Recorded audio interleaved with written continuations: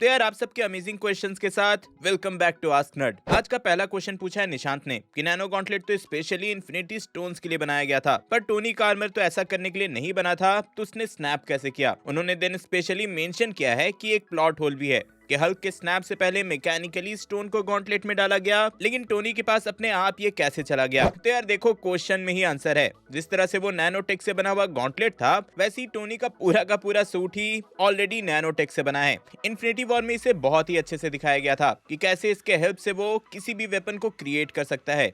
तो हाँ, इसी के हेल्प से उसने अपने हाथ में इन्फिनिटी स्टोन्स को होल्ड किया और स्नैप किया। देखो नैनो गॉन्टलेट सिर्फ इसलिए बनाया गया था कि कोई और इसको पहने, जैसे कि हल्क या थॉर, और वो स्नैप करे, since obviously normal human snap करके जिंदा नहीं रह सकता। और रही बात जो आपने प्लॉट होल मेंशन किया है कि अपने आप उसके पास इन्फिनिटी स्टोन्स कैसे चले गए, तो यार गौर से देखना, वहां पे जब टोनी एंड थैनोस लड़ रहे थे तो दोनों के हाथ फिजिकल कांटेक्ट में थे। इसी मोमेंट पे उसने अपने सूट के नैनोबॉट्स का यूज किया और स्टोन्स को अपने हाथ में ट्रांसफर कर लिया। तो यहाँ भी एक तरह से मैकेनिकली हुआ है नैनोबॉट्स की हेल्प से। देखो निशांत भाई, आप बस इसलिए कंफ्यूज हो क्योंकि आपको टोनी के नैनोटेक का पोटेंशियल नहीं पता है। नेक्स्ट क्वेश्चन है स्पाइडरमैन से रिलेटेड, जो कि शिंजन ने पूछा है कि अमेजिंग स्पाइडरमैन 1 में ग्वेन के डैड ने पीटर को बिना मास्क के देख लिया था, वो भी कई पुलिस वालों के सामने, तो उस टाइम उसकी आइडेंटिटी कैसे रिवील नहीं हुई। इसी से सिमिलर क्वेश्चन माइटी बॉयज ने पूछा है कि स्पाइडरमैन 2 में भी ट्रेन वाले सीन में सबने पीटर को देख लिया था, तो वो लोग नो वे होम में क्यों नहीं आए। तो यार चलो पहले ट्रेन वाले सीन की बात कर लेते हैं।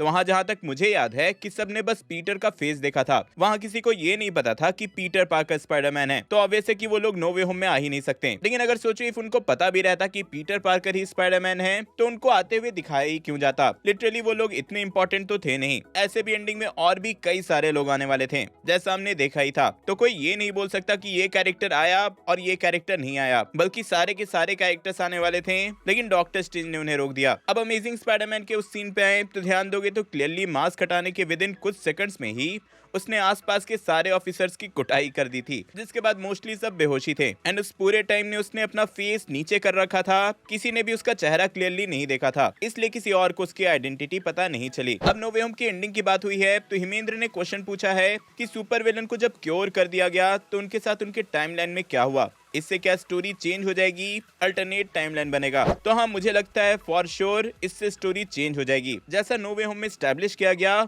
उनमें से अपने यूनिवर्स में वापस जाने पर कोई भी नहीं मरेगा, और इवन इससे अल्टरनेट टाइमलाइन भी बन सकता है, क्योंकि एमसीयू में क्लियरली बोला गया है कि changing past can not change the future. लेकिन देखो ये ऑफिशियल आंसर नहीं है, मैं बस अज्यूम कर रहा हूँ। टाइमलाइन से रिलेटेड क्वेश्चन अमन ने पूछा है कि मल्टीवर्स बहुत कंफ्यूजिंग है। जब हम टाइम ट्रेवल करते हैं तो अलग अलग टाइम में हमें अपने वेरिएंट्स मिल सकते हैं, तो इसके बीच में मल्टीवर्स कहाँ से आ गया।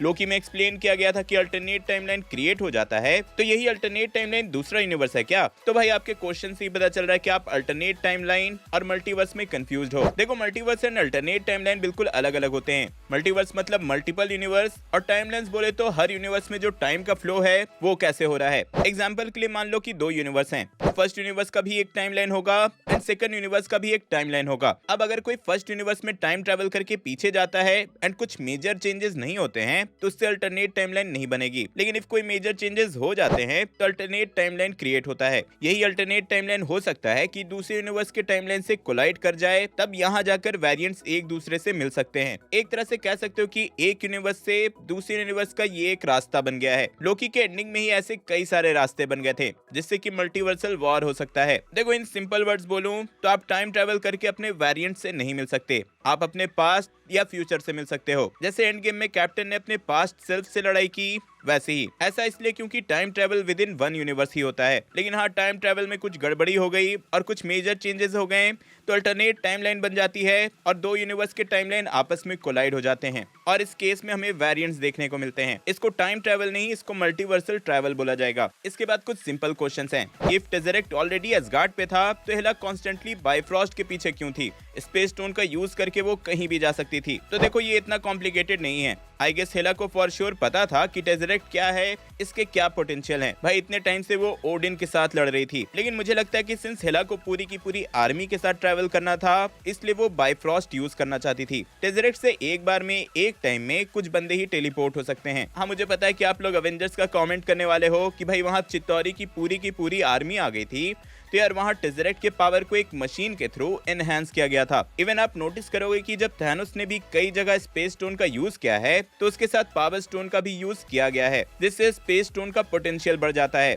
इन सिंपल वर्ड्स, हिला को पूरी आर्मी के साथ जाना था, इसलिए वो बाइफ्रॉस्ट के पीछे थी। नेक्स्ट क्वेश्चन हैंसन ने पूछा है कि शैंग-ची के फादर के पास 1000 ऑफ ईयर से 10 रिंग्स था, तो वो इन्फिनिटी वॉर में वकांडा के बैटल में क्यों नहीं आए? तो देखो, पहली बात, मुझे ऐसा लग रहा है कि आपने शायद शैंग-ची नहीं देखी है, क्योंकि वहां क्लियरली एस्टेब्लिश कर दिया गया था कि वेनवू एक विलन है। और भाई उसको क्या ही मतलब कि वकांडा में क्या हो रहा है, कोई भी मरे उसको क्या फर्क पड़ता है। और मुझे सही में समझ नहीं आ रहा कि ये क्वेश्चन पूछा ही क्यों गया है, और ऊपर से इसमें 9 लाइक्स क्यों हैं। चलो नेक्स्ट क्वेश्चन पे बढ़ते हैं कि मून नाइट की सीरीज में आर्थर को अमिट का स्टिक कैसे मिलता है, जबकि उस टाइम पे उसको उसके टूम के बारे में पता भी नहीं था। तो देखो, पहले ही बोल देता हूँ कि इसका ऑफिशियल आंसर नहीं मिला है। हमें बस इतना बताया गया है कि अमित से पहले आर्थर खॉन्शु का अवतार था, तभी उसको अमिट के बारे में पता चला, जिसके बाद वो खॉन्शु को छोड़कर अमिट का डिसाइपल बन गया। इसलिए अमिट की तरफ से उसे उसके पावर का थोड़ा सा हिस्सा दिया गया छड़ी के रूप में। तो हाँ, यहाँ सिंस गॉड्स की बात हो जाती है और अमिट भी क्लियरली एक गॉड है, तो अज्यूम कर सकते हो कि वो स्टिक उसे एक वरदान की तरह मिला था, एक अच्छा डिसाइपल होने के लिए। इन द एंड दीपेंद्र का क्वेश्चन है कि अवेंजर्स को कैसे पता था कि एंशिएंट वन न्यूयॉर्क बैटल के टाइम वहां थी, और इसका सही में बहुत ही ज्यादा सिंपल आंसर है। अवेंजर्स को बस इतना ही पता था कि डॉक्टर स्ट्रेंज के पास टाइम स्टोन है एंड टाइम स्टोन न्यूयॉर्क के सैंक्टम में ही होगा। ऑब्वियसली कोई भी सॉर्सरर अपने सैंक्टम में ही रहेगा, इसलिए तो ब्रूस जैसे ही सैंक्टम में पहुंचा था, उसने डॉक्टर स्ट्रेंज को ढूंढा। I'm looking for Dr. Strange. You're about 5 years too early. तो हाँ, एंशिएंट वन के बारे में किसी को नहीं पता था, इवन ब्रूस को भी नहीं पता था, लेकिन टाइम स्टोन कहाँ मिलेगा ये सब जानते थे। तो यार होप सो कि अब आपके सारे आंसर्स मिल गए होंगे। नेक्स्ट एपिसोड के लिए अपने क्वेश्चंस कमेंट कर देना, जिस पे सबसे ज्यादा लाइक्स आएंगे मैं उसको सिलेक्ट कर लूंगा। और हाँ, जाने से पहले इस वीडियो को भी एक लाइक कर देना। पिछले आस्कनट का एपिसोड देखने के लिए ऊपर वाली वीडियो देखें, और अवतार 3 कब आएगी ये जानने के लिए नीचे वाली।